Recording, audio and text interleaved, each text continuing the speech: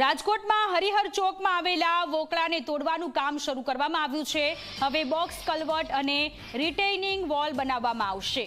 1 વર્ષમાં કામગીરી પૂર્ણ કરવામાં આવશે। વોકળાની કામગીરી માટે હરિહર ચોક કાશી વિશ્વનાથ મંદિરથી ચૌધરી હાઈસ્કૂલ જવાનો રસ્તો ડાયવર્ટ કરાયો છે। પોલીસ કમિશનરે જાહેરનામું બહાર પાડ્યું છે। આઝાદીના વખતમાં બનેલું વોકળાનું નવીનીકરણ કરવામાં આવશે। જો કે સ્થાનિકોના કહેવા પ્રમાણે તહેવાર સમયે આ કામગીરીના કારણે રસ્તાઓ ડાયવર્ટ થતા ટ્રાફિકની સમસ્યા ઊભી થશે। મહત્વનું છે કે રાજકોટના સર્વેશ્વર ચોકમાં વોકળો ધસી પડવાની ઘટના બન્યા બાદ તમામ વોકળાનો સર્વે કરાયો, જેનો રિપોર્ટ નેગેટિવ આવ્યો। તેના માટે જરૂરી કામગીરી કરવામાં આવી રહી છે।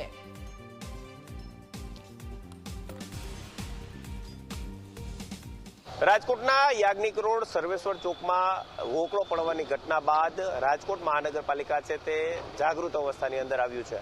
રાજકોટમાં હવે હરિહર ચોકની અંદર આવેલું જે વોકળો છે તેને તોડવાની કામગીરી છે તે અત્યારે હાથ ધરવામાં આવી રહી છે।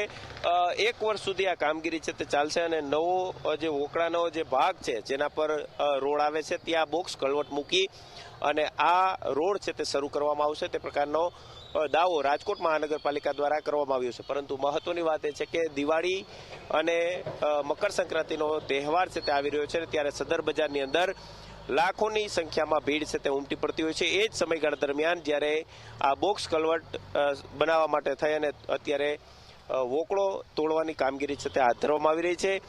ટ્રાફિકની વ્યવસ્થામાં પણ મોટો ફેરફાર છે તે કરવો પડે એટલા માટે થઈ રાજકોટ પોલીસ કમિશનર દ્વારા રૂટ છે તે આખો ડ્રાઈવર્ટ છે તે કરવામાં આવ્યું છે, રસ્તો ડ્રાઈવર્ટ કરવામાં આવ્યો છે ને ખાસ કરીને ચૌધરી હાઈસ્કૂલથી જે વાહન વ્યવહાર આવતો હતો તે સંપૂર્ણપણે બંધ છે તે કરવામાં આવ્યો છે, જે હજારો વાહન ચાલકોને સીધી અસર છે તે થવાની છે। રાજકોટ મહાનગરપાલિકા દ્વારા આ હરિહર ચોકની અંદર આવેલો જે વોકળાની ઉપરનો જે રસ્તો છે તે બંધ કરવામાં આવ્યો છે અને બોક્સ કલવટ અને રિટેલિંગ વોલ છે તે બનાવવાની કામગીરી છે તે શરૂ કરવામાં આવી છે। 1 વર્ષ સુધી આ રસ્તો છે તે બંધ છે તે કરી દેવામાં આવ્યો છે અને ખાસ કરીને વોકળા જે રાજકોટના રાજાશાહી વખતમાં બનેલા છે, વોકળા ઉપરના જે પુલ બનેલા છે તે પુલ તોડી અને હવે રાજકોટ મહાનગરપાલિકા ધીમે ધીમે બોક્સ કલવટ મૂકી અને આ વોકળાઓ છે તેમને રિપેરિંગની કામગીરી છે તે કરી રહ્યા છે।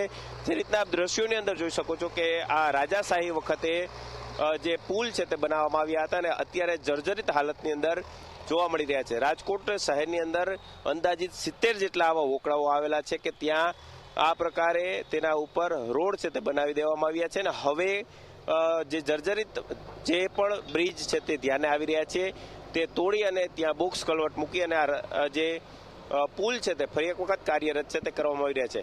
રાજકોટના સર્વેશ્વર ચોકની અંદર જે ઘટના બની હતી આ જ પ્રકારની ઘટના છે તે બની હતી ને ત્યાર પછી રાજકોટ મહાનગરપાલિકા જાગૃત થયું છે અને 1 વર્ષની અંદર હરિહર ચોકનો જે વોકળા પરનો જે પુલ છે તે બોક્સ કલવટ મૂકી અને ફરી એક વખત શરૂ કરવાનો દાવો છે તે કરવામાં આવ્યો છે, પરંતુ 1 વર્ષ માટે વાહન ચાલકોને પારાવાર મુશ્કેલીનો સામનો કરવો પડશે।